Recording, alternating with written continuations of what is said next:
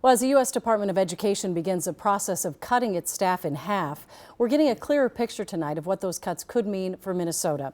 Governor Walz addressed the issue at a school in the North Metro just before lunch today, and our Ian Russell was there. Ian? Yeah, well, Julie, the governor visited that elementary school in Fridley to outline potential impacts of an eliminated Department of Education. It is still unclear if or when that could happen, but Governor Walz says that would have major ramifications for Minnesota schools and students. At Hayes Elementary in Fridley, students are sat, listening and waiting. Yes. From a guest reader. Good morning, everybody. Good morning.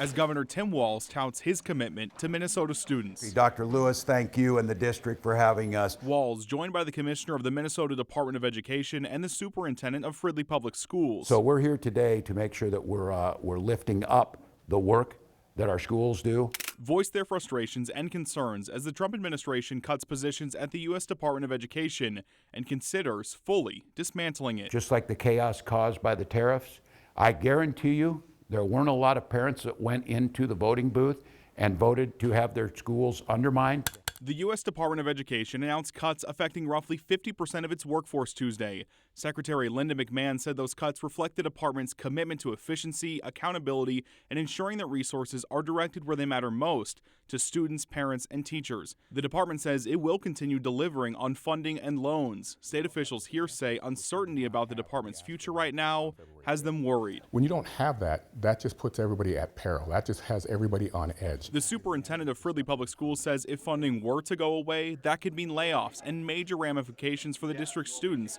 where she says nearly 80% meet poverty guidelines. They're not just federal budget line items. These impact real humans here. These impact the students that you saw. These impact our ability to serve well.